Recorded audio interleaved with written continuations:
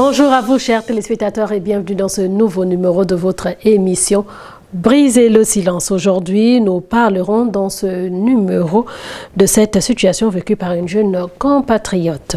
Notre invitée se nomme Dulcie Melik Mbumba Kumba.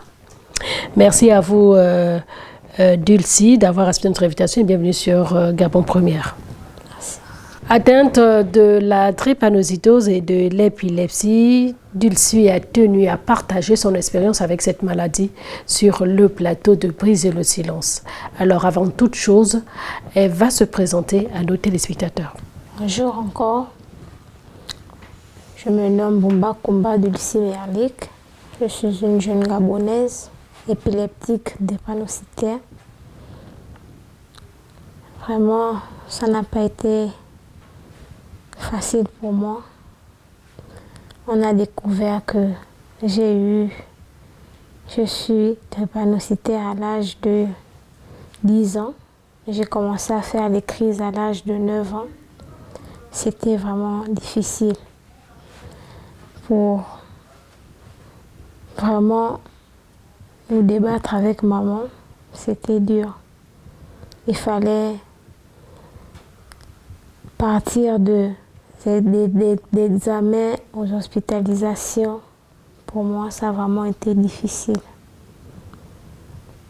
Alors on découvre que vous êtes drépanocytaire à l'âge de 10 ans.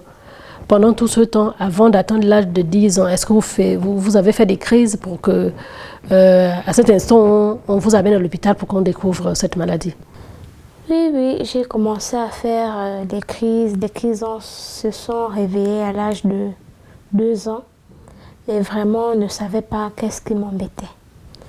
On allait à l'hôpital, faire des examens, mais on n'avait jamais vu, les examens n'étaient jamais sortis que je suis SS. C'était toujours AA. Maintenant, c'est à l'âge de 10 ans,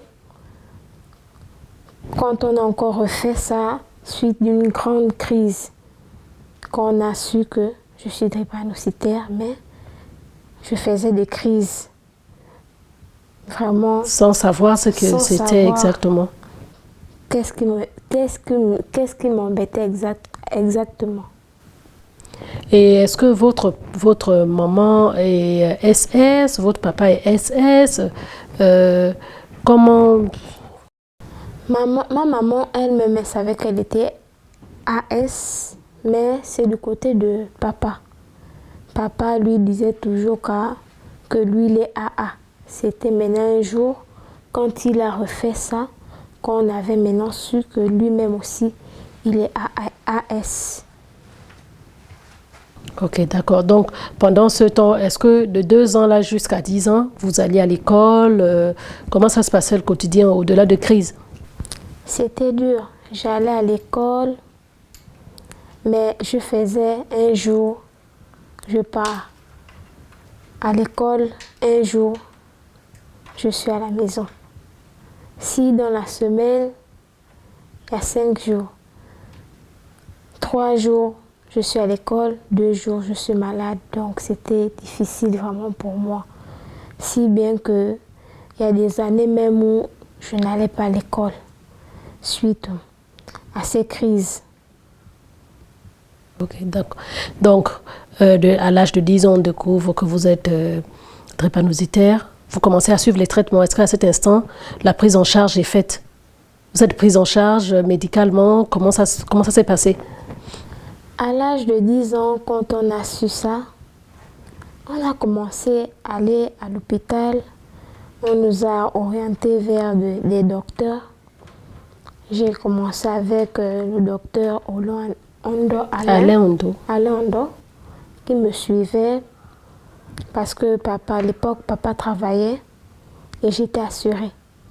J'ai fait 5 ans. Je me faisais suivre par lui, mais c'était difficile. Mais à cet instant, quand vous faisiez suivre, et vous n'avez plus fait des crises à cet instant-là? Pendant cette période-là, bien les crises étaient toujours... Les crises étaient toujours là, malgré que je me faisais suivre. Les crises étaient toujours là. Je peux faire un mois ou 2 mois, je me sens bien. Mais le 3e mois, je ne peux pas faire 3 mois sans être bien, sans tomber malade ou bien sans faire des crises. Si 1 mois je suis bien, le 2e mois ou le 3e mois, je vais tomber malade. Je vais faire la crise. Alors par la suite, vous découvrez finalement, peut-être à la suite d'un incident, que vous souffrez de l'épilepsie. Comment ça s'est passé? Qu'est-ce qui s'est passé entre-temps? Et c'est survenu à quel âge? L'épilepsie se sont réveillées à l'âge de 8 ans. Maman ne souffre pas de ça, papa ne souffre pas de ça. Bon, c'est une maladie qui s'est réveillée brusquement. À l'âge de 8 ans, une nuit, je dormais, j'ai commencé à convulser. Chose que je n'avais jamais fait. Maman a pris peur, on m'a mené à l'hôpital. Malgré les examens faits, on ne trouvait rien. Mais je convulsais. On m'a mis sur traitement. Je suis même sur traitement. Mais l'épilepsie m'attaque plus la nuit. Si moi-même je ne dis pas à quelqu'un que je suis épileptique. Mais à l'âge de 8 ans, on découvre, est-ce que à ce moment vous partiez à l'école? À ce moment, la première crise est survenue à quel moment? La première crise a survenu à l'âge de 8 ans, c'était à l'âge de 8 ans. Une nuit, je dormais, la crise s'est réveillée. Donc pour moi, c'était difficile, même parfois, pour aller à l'école, tu fais la crise la nuit. Le lendemain matin, il faut aller à l'école. Parfois même, j'avais des troubles de mémoire. Et c'était vraiment difficile pour moi. C'était vraiment difficile. Vous me racontez en coulisses que c'est après une chute à l'école que vous avez fait votre première crise. Non, parce que même l'opération, j'ai été aussi opérée. L'opération, c'est à l'âge de 10 ans. J'ai été opérée à l'âge de 10 ans. Je suis tombée à l'école, une copine m'a poussée, je suis allée tomber. Donc ça veut dire qu'avant ça, vous avez déjà fait la première crise d'épilepsie. Oui, d'accord? Avant ça. L'épilepsie s'est réveillée comme ça, avant ça. D'accord. Vous faites une chute à l'école? Quand je fais une chute à l'école, j'ai eu le sang qui s'est coagulé dans la tête, il fallait forcément m'opérer. Et ça a vraiment été difficile pour maman et toute ma famille. Parce que j'ai fait 5 jours dans le coma. C'est après les 5 jours là, on ne savait même pas qu'est-ce qui s'était vraiment passé.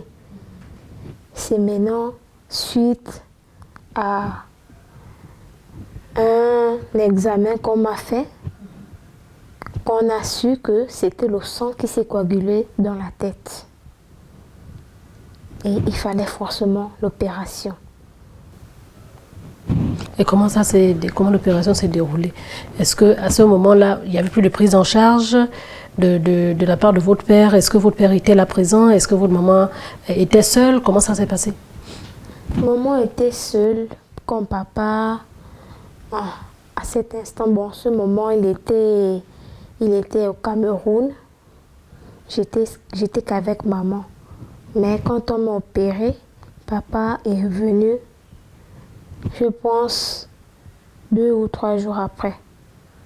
Il est venu me voir après l'opération, mais il avait fait une prise en charge pour qu'on puisse m'opérer parce que ça avait fait dans les 1 million et quelques.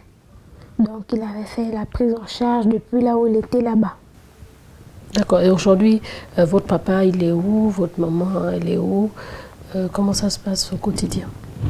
Papa, il n'est pas là. Il est à Lambaréné. Je suis avec maman. C'est avec maman que je vis, mais c'est vraiment dur. Même là où nous sommes, les drépanocytaires on a un régime alimentaire, mais c'est dur. Je ne peux même pas bien manger. Il y a beaucoup de choses que je ne suis pas vraiment. même là où je vis, c'est suite à l'aide d'une voisine qui a vraiment eu pitié de nous, être bien dans la vie. Maman était toujours bonjour, bonjour, et la voisine a eu pitié de nous. Elle nous a demandé d'habiter chez elle, dans une maison même inachevée. C'est là où on vit pour le moment avec maman. Mais comment vous faites pour joindre les deux bouts? Puisque vous, est-ce que jusqu'aujourd'hui d'abord, vous faites encore des crises d'épilepsie ou de drépanocytose? Et comment vous vivez au quotidien? J'ai arrêté l'école en troisième parce que vraiment c'était difficile. D'abord pour la santé, c'était vraiment difficile. Si bien que j'ai dû arrêter l'école.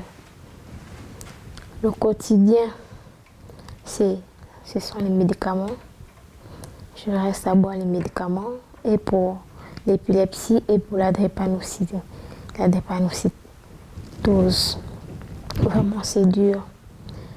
Et il faut, nous les drépanocytaires épileptiques, nous sommes on a des médicaments qu'on boit à vie. Il y a des médicaments qu'on boit qui sont à vie. Donc, et pour l'épilepsie, pour ne pas tomber dans une crise encore, tu dois boire des médicaments pour ne pas tomber encore dans une crise. Donc, même avoir un boulot, c'est dur pour moi. C'est vraiment difficile. Et vous avez quel âge aujourd'hui? J'ai 26 ans d'âge. Vous êtes l'aîné de votre maman ou avant vous, elle a fait des enfants et après vous, elle en a fait? Elle a fait des enfants, je suis la dernière de ma mère. Et vos grandes sœurs sont où? Si vous vous retrouvez aujourd'hui avec votre mère, vos grandes sœurs sont où? Vos grands frères? Elle en a fait combien d'abord? Elle a fait...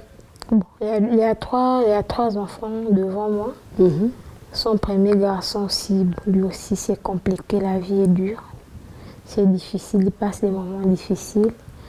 C'est un électricien, mais trouver le travail, c'est dur. Mes deux grandes sœurs aussi, c'est la même chose. Le travail, il n'y en a pas. C'est dur. Ma grande sœur, elle vit avec ses deux enfants. La deuxième aussi, elle aussi, sa chambre, c'est dur. Alors donc, qu'est-ce qui vous amène aujourd'hui sur le plateau de Briser le silence? C'est parce que je suis vraiment... Ma maman, elle a 55 ans d'âge. C'est une ménagère. Ça devient compliqué pour nous et pour moi et pour maman. Parce que papa, lui, il est aussi déjà âgé. Il a 64 ans d'âge. Il ne fait plus trop pour moi. C'est plus maman qui fait. Entre aller repasser, entre aller chercher le boulot, me nourrir moi, subvenir à mes besoins. On a des contrôles qu'on doit faire après 3 mois. Donc ça devient vraiment grave. On ne peut plus. La vieille, elle ne peut plus. Donc c'est pourquoi je suis venue aujourd'hui sur ce plateau. Alors donc, vous êtes venu parce que vous souhaitez avoir de l'aide, vous souhaitez qu'on vous accompagne. Quelle aide souhaitez-vous avoir? C'est plus l'aide sociale. Aider socialement. Alors si on vous demandait d'adresser un message aujourd'hui aux personnes qui vous suivent, vous souffrez de 2 pathologies assez compliquées. Quel message adresserez-vous?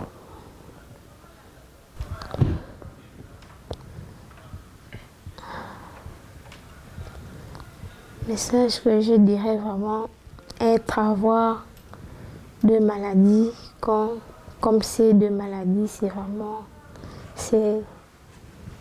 vraiment du lourd. Parce que quand tu n'as pas vraiment des moyens, drépanocytaire épileptique. C'est vraiment de lourd. Pour nous là qui n'avons pas de moyens, assez de moyens, c'est dur. C'est dur. Est-ce que malgré que ce soit dur, vous prenez quand même des traitements? Votre maman essaie de faire un effort pour que vous preniez des traitements pour que vous n'ayez plus des crises régulières? Oui, malgré que c'est dur, maman essaie de se battre pour m'avoir des médicaments. Essayer de m'amener souvent parce qu'il y a des contrôles qu'on fait après 3 mois. Et ces contrôles ne sont pas pris en charge par la CNAMGS, par exemple? Si c'est pris en charge par la CNAMGS, parce que je suis suivie même par le docteur Ledaga. Le 11 juillet même, j'ai rendez-vous avec elle. Mais c'est dur. Alors donc, vous avez rendez-vous en juillet. Est-ce que vous avez déjà fait les examens qu'il faut pour répondre à ce rendez-vous? Non, je n'ai pas encore fait les examens parce que même là, maman n'a pas encore l'argent. Maman n'a pas d'argent. Elle essaie un peu de se battre par-ci, par-là pour trouver l'argent. On n'a pas encore fait les examens. Et ces examens datent de quand? Vous disiez qu'on vous a donné un examen qui doit aller en France, que vous devez faire. Ces examens, ils coûtent combien pour que, au bout d'un an, vous n'avez pas pu faire? Ça coûte 150 000 pour envoyer en France. On n'a pas pu faire parce qu'il n'y a pas d'argent. Et vous rencontrez en général combien de médecins? 2. 2. Oui, l'hématologue et le neurologue. D'accord. L'hématologue, c'est celui qui vous... Qu'est-ce qu'il fait exactement pour vous? L'hématologue, c'est pour la drépanocytose. Et le neurologue, c'est pour... c'est encore comment? L'épilepsie. L'épilepsie. Alors donc, le traitement se donne en fonction des examens qui sont... Mais là, le traitement que vous prenez, est-ce qu'il est encore adapté aujourd'hui? Le traitement, il est adapté. Parce que, bon, avant, je faisais vraiment les crises, beaucoup de crises. Dans un mois, je pouvais faire 4 ou 5 crises. Mais ça va déjà. Ça va parce qu'elle m'a donné un bon traitement qui m'arrange bien. Mais les médicaments sont chers. J'ai même un médicament que je bois qui coûte 6 000 pour Combien de comprimés la boîte? Pour la boîte? Est-ce que quand vous prenez ce médicament, vous pouvez faire un mois ou il faut renouveler 2 semaines après ou 3 semaines après ou... C'est 3 semaines après le renouvellement. Parce que si on achète 3 boîtes, ça va me faire 1 mois. Donc après 1 mois ou après 3 semaines. Ça c'est pour la drépanocytose ou même pour l'épilepsie? L'épilepsie. D'accord. Ça va faire 1 mois. Il y a aussi parce qu'il y a 2. Je suis sur Tegretol et Gardenal. Donc, c'est Tegretol qui coûte plus cher. Gardenal, ça ne coûte pas vraiment cher, mais c'est Tegretol qui coûte cher. Imaginez-vous 6 000. C'est 6 000 en raison de 3 boîtes. C'est vraiment cher. C'est un peu ça. D'accord. Alors, donc, ces médicaments, ces boîtes-là, vous les payez à 6 000. Ils ne sont pas pris en charge par la CNAMGS, non? Si, ils sont aussi pris en charge, mais normalement, le prix, c'est 6 000. Avec la CNAMGS. La CNAMGS. C'est 6 000 avec la CNAMGS? Non, c'est pas 6 000. Je pense que ça doit être 3 000 et quelques. Donc, avec la CNAMGS, vous prenez la boîte à 3 000 et quelques. Donc, pour le mois, vous avez besoin de 10 000 francs pour prendre les 3 boîtes. Oui. Et c'est la même chose pour la drépanocytose, vous avez des médicaments que vous prenez au quotidien? Oui. Pour éviter les crises, je prends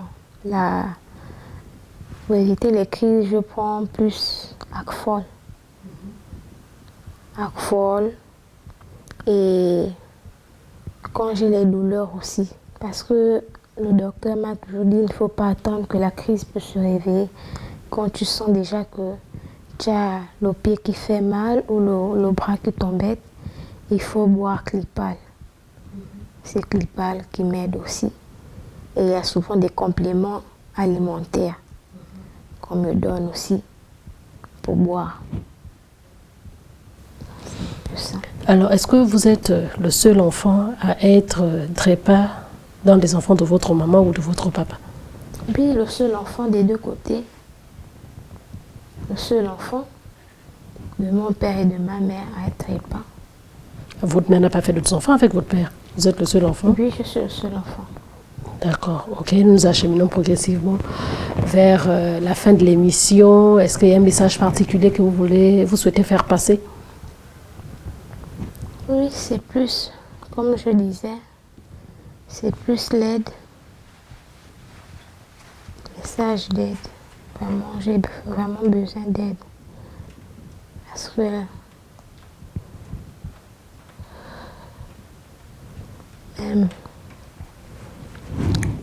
c'est plus l'aide. Message, j'ai vraiment besoin qu'on puisse m'aider. Chers téléspectateurs, vous l'avez compris, nous sommes arrivés au terme de cette émission. Nous étions sur ce plateau avec Dulcie Melik Mbumba Kumba. Avec elle, nous avons parlé de son vécu avec la drépanocytose et l'épilepsie. Vous l'avez entendu, elle passe de moments difficiles et souhaite avoir l'aide de tout un chacun. Car depuis plusieurs années, depuis l'âge de 8 ans, elle souffre de cette maladie. Et l'accompagnement devient très lourd, les traitements assez coûteux. Elle souhaite avoir l'accompagnement de tout un chacun. Elle a eu la force, le courage de venir témoigner, de venir nous raconter son vécu. Alors, ne fermons pas nos cœurs. Bonne suite de programme sur Gabon Première et à la semaine prochaine.